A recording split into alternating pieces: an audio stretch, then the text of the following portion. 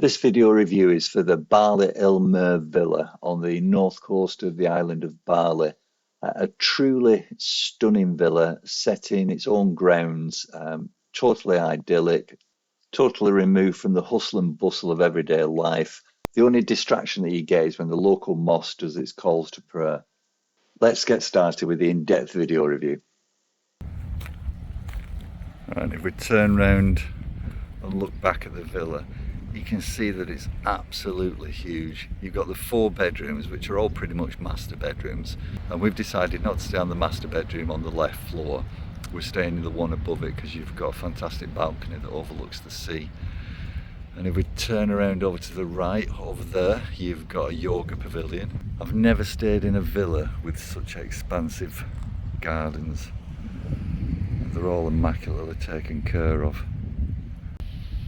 Here's the yoga pavilion, which is huge. There's the villa in the distance, and over to the right hand side you've got your very own tennis court. Let's go and have a look at that.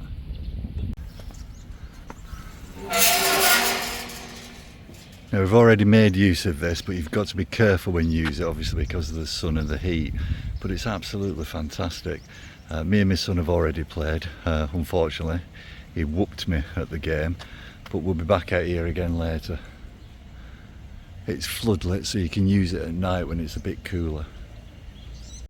This is the entrance to the villa from the front.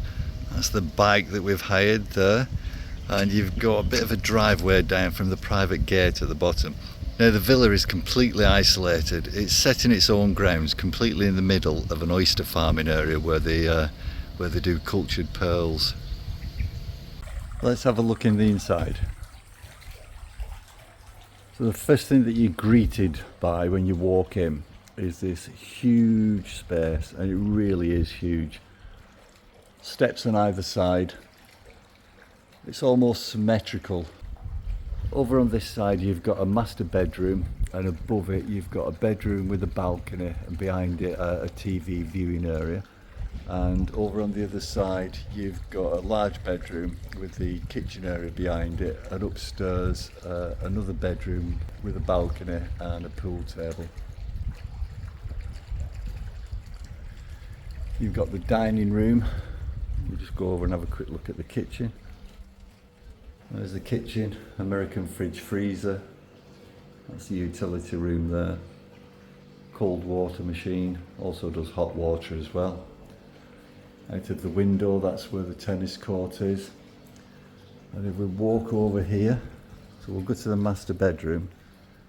But first of all, we'll just talk about this television. 85 inches, if I'm not mistaken. It's got YouTube on it, Netflix, Amazon Prime, various bits and pieces. There's a music system with it. But let's go into the master bedroom.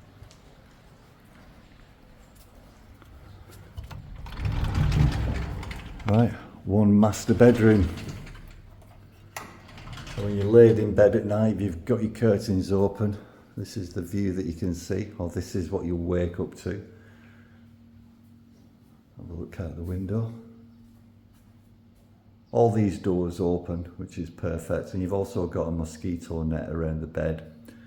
Television in the room, and around the back, plenty of storage space there. And into the bathroom, that's the toilet. There's the bathroom, his and her sinks, centre bath. Again, doors that open all the way around. And outside there you've got an outdoor shower if you want it. If you want, you've also got an indoor shower. Coming out of the master bedroom, we'll pop upstairs. Big flight of stairs, these.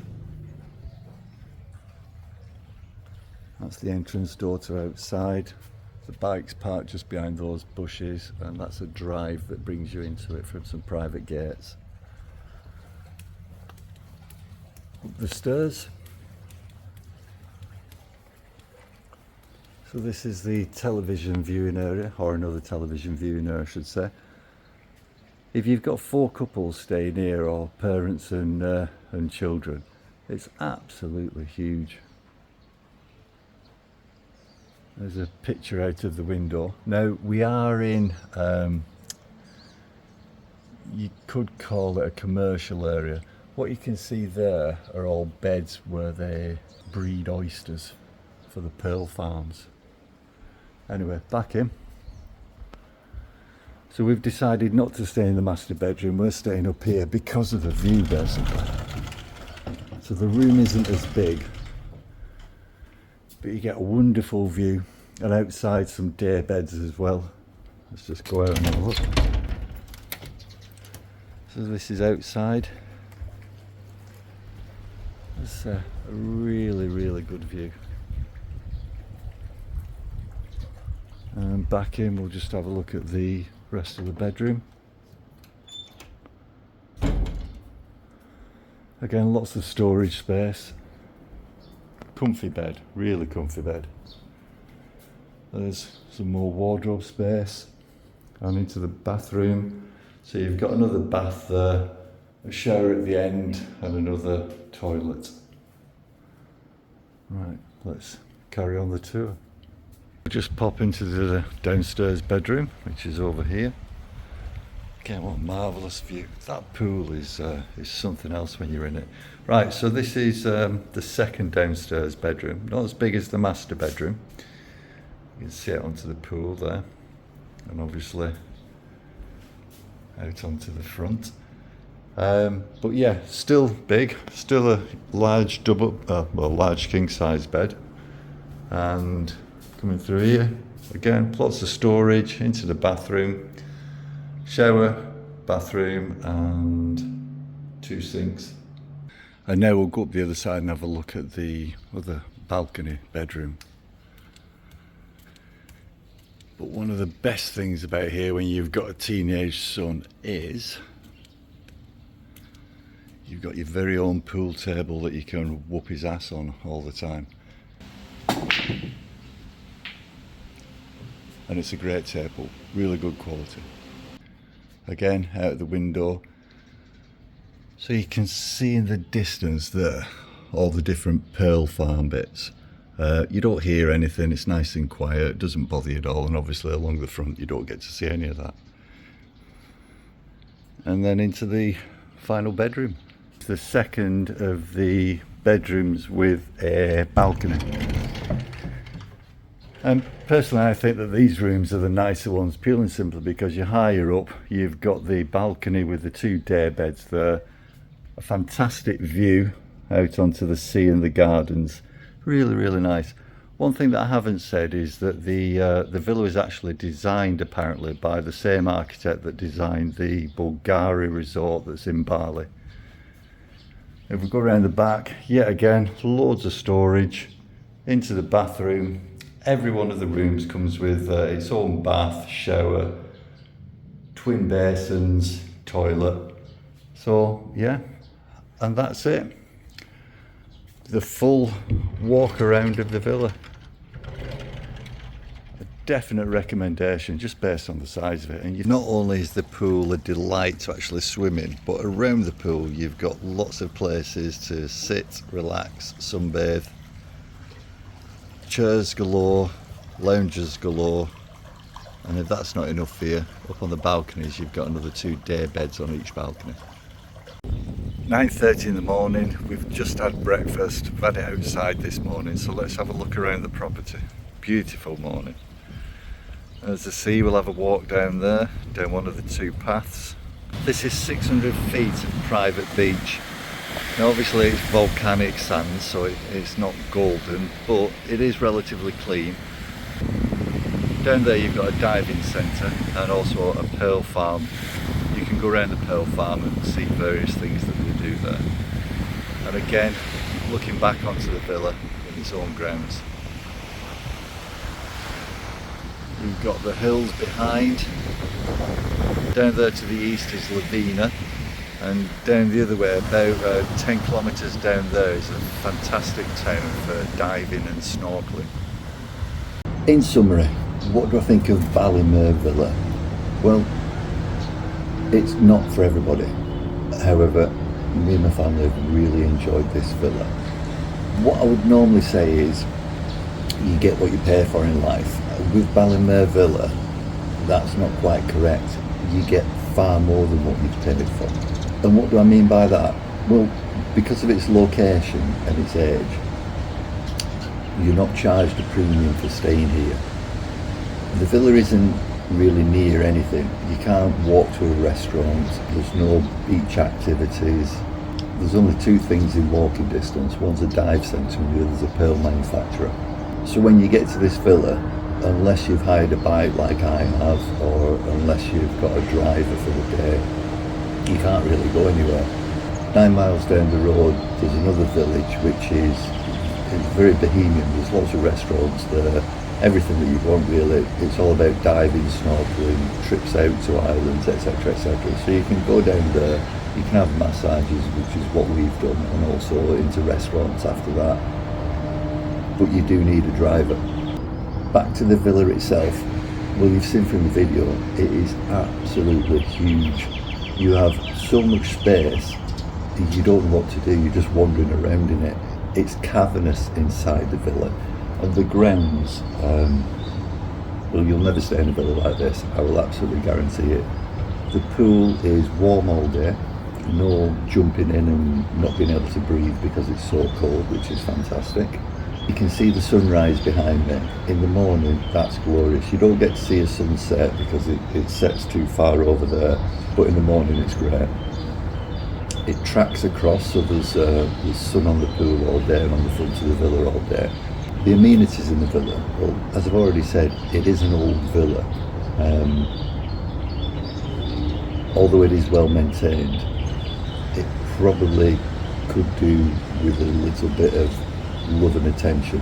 But in saying that, the villa might not be available if you come to rent it because it's on the market for sale for around about 700,000 euros if I'm not mistaken. Not everything's perfect here. The beach, although it's a private beach, about 600 feet of private beach, it's volcanic sand, so it's black. It is fine sand, so there's no problem there. Off the beach is where they grow the oysters once they've put the grit into them. You don't see many people walking up and down at all, just the odd fishermen more than anything else, and boats going across. Although there is a lot of seaweed on the beach and just general flotsam. It's a nice beach, but maybe not a holiday beach. Another downside for me is, I think it starts at 5 o'clock every morning. You've got the call to prayer. There must be a mosque further down the road, and you've obviously got the speakers, so it's just pumped out. It's quieter in the morning, but at night time when you're having your tea, or it's about 7 o'clock, it just blasts out. It's very loud, and it's loud until it finishes, so be aware of that.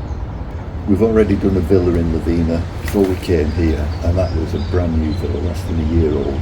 All the mud cons, everything was electronic, everything worked.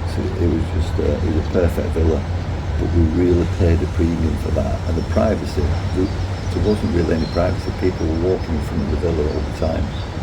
The privacy you get here is beyond recognition. If you want a quiet holiday, especially if there's 4 couples or a large family, the bedrooms are absolutely huge in this place. So you've got your 4 bedrooms, you've seen them, you've got your master, a secondary master, and the 2 upstairs with the balconies. If you think about it, we've probably paid, think about maybe between 15 and 1700 pounds for this. I can never remember. But if you divide that by 7 nights, and then you divide that by 4 couples, you're paying a pittance to stay in the lap of luxury on a beautiful island with a sunrise like that. You can't knock it.